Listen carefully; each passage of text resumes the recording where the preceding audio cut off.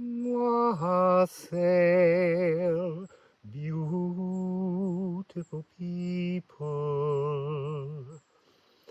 So we're here today to talk about the Empress card, and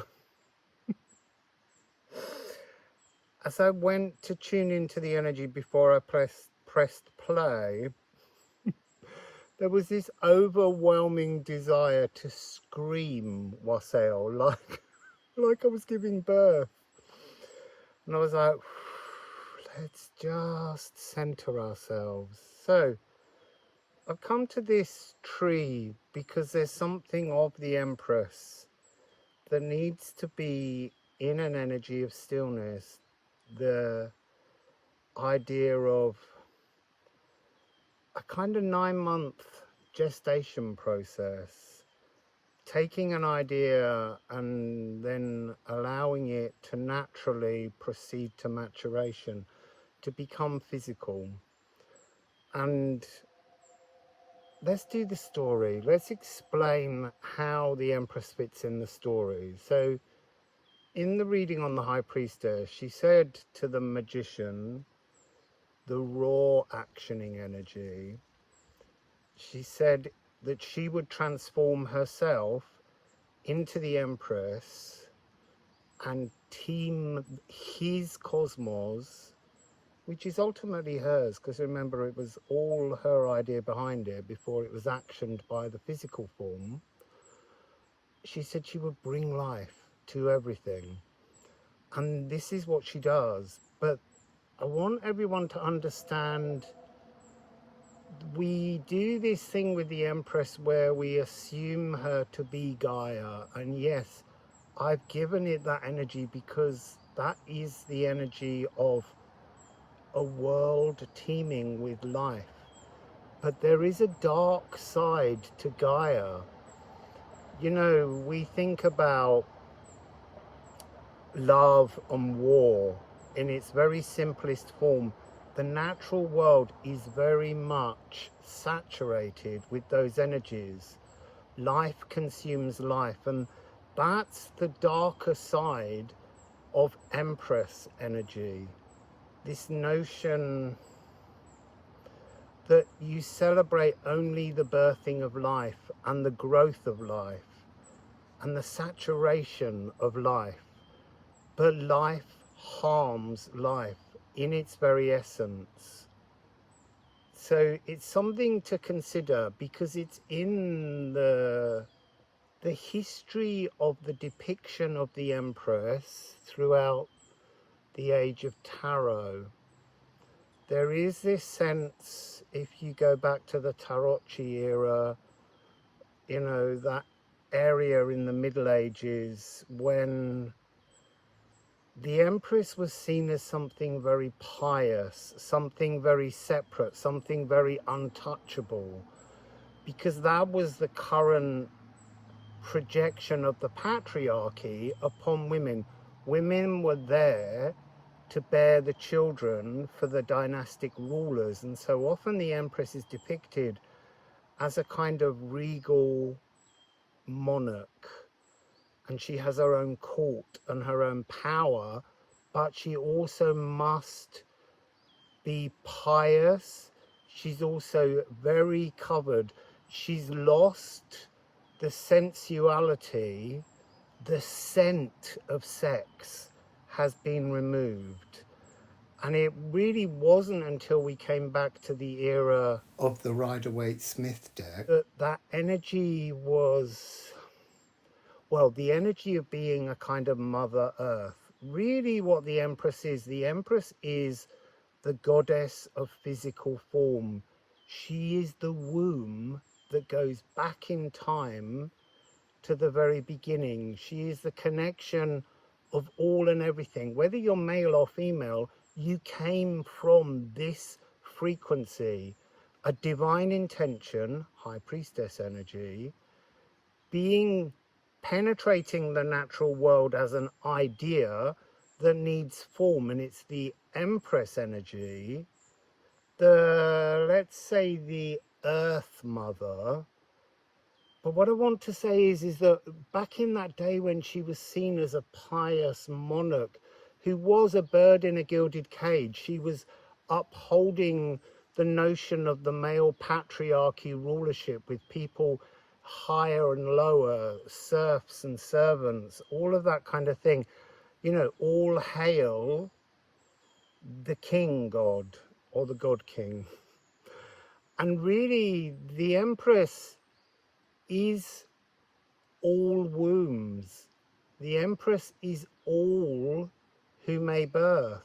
That's the energy. And it's interesting that it came out like that, because the Empress energy is to birth ideas, to birth divine intention. So say I was Beethoven, my Empress energy is to take the inspiration for a musical symphony and birth it. It's no different to birthing life, but the Empress also represents the birth of life. So I want to notice or bring to our attention the pomegranate that's on the curtain behind the High Priestess. And it's interesting that we look at that and think that the esoteric's behind it. No, she's in the esoteric. What's behind the curtain is the realm of the Empress, the physical form of life being activated, actioned. And then we see it on her dress. And it's interesting that once upon a time, the Empress had the moon beneath her feet. And by the Rider-Waite Tarot deck, the Rider-Waite Smith, I mustn't forget Pamela. She was an amazing woman, and her life story is really worth a read, even if you only do it on Wikipedia. So she used to have the moon. The moon has been moved because the moon has an energy of distortion in the physical, and its purest form is in the esoteric, where the moon's emotions and our emotions are better understood. When they come into the physical, they become an energy that pulls on us and stresses us. And it's stepping beyond that that brings us into a better alignment. So the pomegranate is one of the oldest cultivated fruits by humans, and it is a berry. So a flower gets pollinated and then it swells up and creates this wonderful seed pod. And it's interesting, if you look on the High Priestess, the image of them there is just slightly open potential seeds, whereas on the Empress's dress it's sliced in half. It's very physically there, and they represent the ovaries. And what's very interesting is that pomegranates contain both estrogen and testosterone, from what I've read and dug around in. So I'm going to show you at the end the number of runes that are inside this bind rune for the Empress. Have a guess. How many runes from this 78 card Liffruma Healing Oracle deck that I created, which you can get on liffruma.com. Oh, look, Temporal. The Journey Home, and that is the last card. How many do you think are, well, that one is. Because there's something about, sorry, I need to add to this energy of the pomegranate and Ceres, the pomegranate and Persephone. Ceres, Demeter being Persephone's mother. It's this notion on the Empress that when the pomegranate is cut open, that we are here in a temporary life. So she's also a kind of portal of the activation of time. There's something timeless in the High Priestess. There's something of the sands of time, the sand timer being turned at the point of birth. And so this energy of the pomegranate, Ceres and Demeter. So Persephone is Ceres, Demeter's child, and she doesn't want her child to marry just anybody. Again, that's got this, Empress, I need to marry you to the highest family. I need to marry you to someone who is good and kind, because it's hard enough being trapped in the patriarchal society. How trapped was Ceres? I don't know, but she didn't want Persephone to marry. And then Persephone sees Hades, Pluto, and she's drawn to the bad boy, because in the physical world there's something about exploring the shadows, not to heal the other, but to heal the desire and the curiosity within ourselves. That's another of the energies that's there. So while she's in the underworld, Persephone eats 6 pomegranate seeds, and that becomes this notion of spending time in the physical and time in the esoteric. And so these two images here are reminding us of the temporary, temporal nature of our physical existence. So I'm going to shuffle the cards and just see what the tree, our Empress here, wants to offer, and then I'll show you all the runes. I didn't say how many. I'm not going to tell you yet. Have a guess. I'm all over the place today. So beautiful Empress energy that is all humans. We all have an inner Empress, something that's just trying to bring forwards light. So a whole series of hidden energies. So I'm being shown, this one fell upright, purify. And that's part of the journey in the physical world, is to purify the shadows that surround us. The hidden, I want to say like a black print, darkness, that shadow print, a shadow print that we're purifying so that we can reveal our true blueprint, which is divine communication. So here we have 3 hidden frequencies. Let's begin with Moon in Cancer. No, let's not. Let's begin with resin. So resin is acacia. This is almost like a secret shadow print that is in total balance with our blueprint.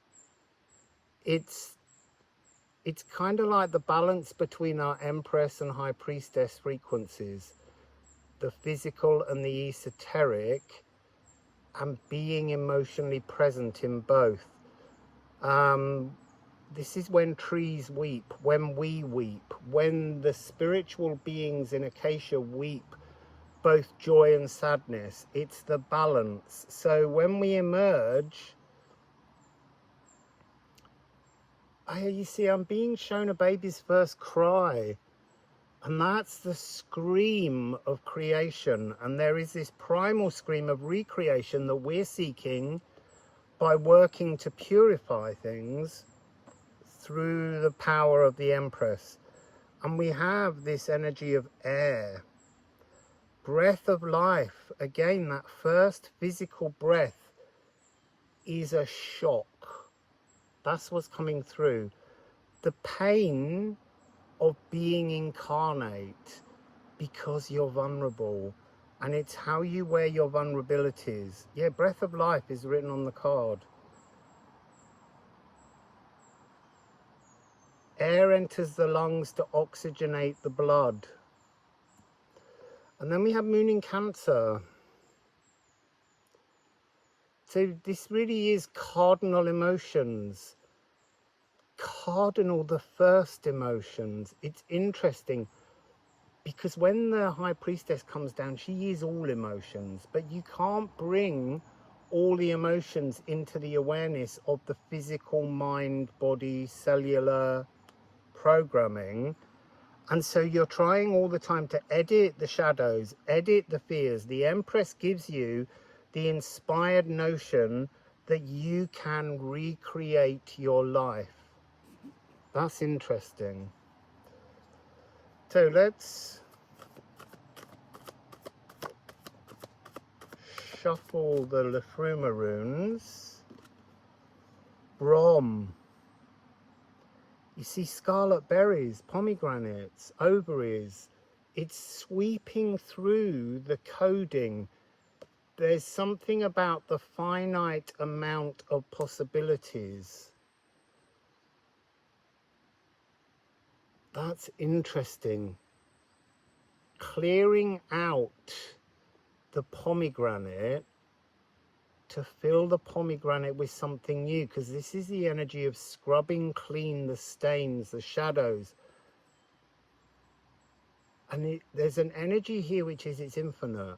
We think it's finite, but it's infinite, because that's what we're told about the falling of the sands of time. Just like the seeds in the pomegranate, the number of grains attached to your personal journey here is more finite than you imagine, infinite than you imagine. There's more possibilities. You can at any point through this Empress frequency have a cosmic contraction and reinvigorate your life force. That's really fascinating.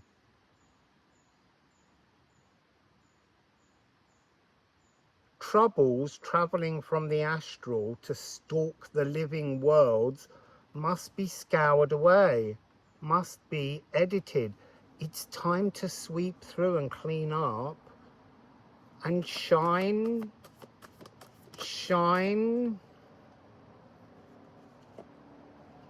So we have Dej, from the shadows to the shine.